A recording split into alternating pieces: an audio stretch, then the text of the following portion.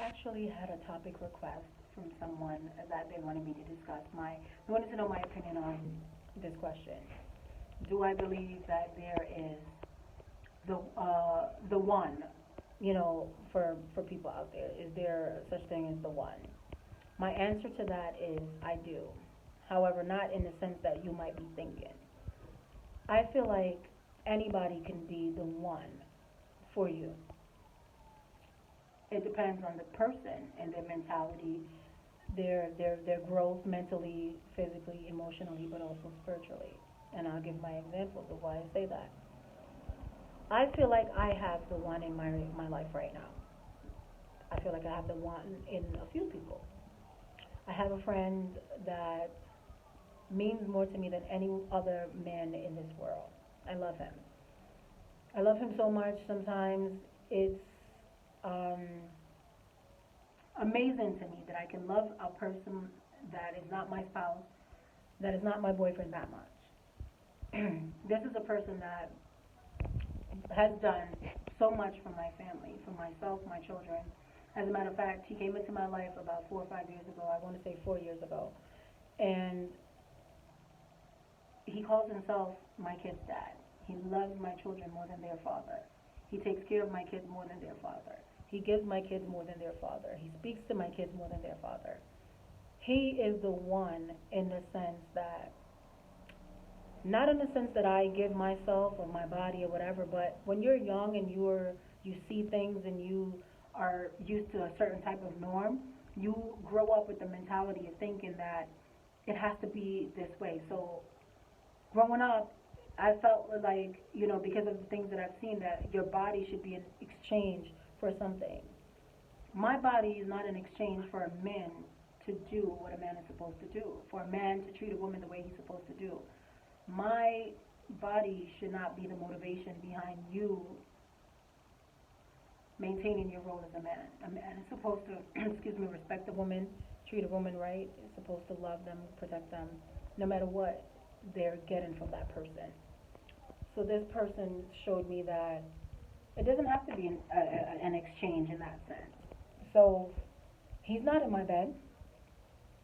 He doesn't live here. I don't rest my head on his chest at night. But there's nothing he does not do for me. There's nothing he does not do for my kids. He was the one to set that he is the one to set the standards. He is the one to show me my value, because with all the traumas that I've been through in my life, I kind of misplaced my value. And I'm not going to say I lowered my value. I misplaced my value. I started to put value in other people and taken that from myself. And this person taught me that I'm something, that I'm worth something. Always encouraging. Like I said, if I need him, he's attentive to my kids. If he needs to chastise them for their bad behavior, if he needs to praise them for their good behavior, he never misses a beat. But he's not my husband, not my man, and he's not their dad. But he's the one to set the standard. He was the one to teach me, once again, my self-respect, my self-value. And he's the one that no one will replace. If I need him right now at 3 o'clock, he is the one that will jump up and talk to me. If I'm crying at 2 o'clock, he is the one who will comfort me. Now, I have another friend, who he is the one to teach me long suffering. Now, I feel like I'm a long suffering person, but when you see other people being long suffering because of at your hands, because of how you are, it's really humbling, right? And this person has always been around. We were working together from we met. He's just always been around. Sometimes we bump heads, we do, but he's still always trying to be in my corner, and I appreciate that. He knows who he is, and I don't gotta say names. But he is the one to teach me that there are people who will continuously ride for you, even when at times your behavior don't show that you deserve it. Now, I feel like anybody could be the one for each other. You just need to be mentally, physically, emotionally, and most of all, spiritually mature and aware. You ever seen two cords? You might have a red cord and it's really long, and a blue cord is really short, and you try to twine them together in a twist. You just, it will come out. Here's what's important that we need to understand. We are two different people from different walks of life. Our experiences, our trials, our traumas, our environment, all of that shapes us. When I was studying forensic psychology, we had to learn about behavioral psychology and all sorts of stuff. And we learned that environmental factors and other factors play a huge role in the type of person we become, and the way we behave, and the way we act. Now, we are two different people from two different walks of life trying to blend together to make one. Do you know how difficult that is? So we need that help. We need that assistance. If you have two cords and you bind them together, you can, it comes out. But if you have that third, fourth cord, which is God, that binding cord, and you wrap that around the nut, that's a knot. That's something that's hard to unravel.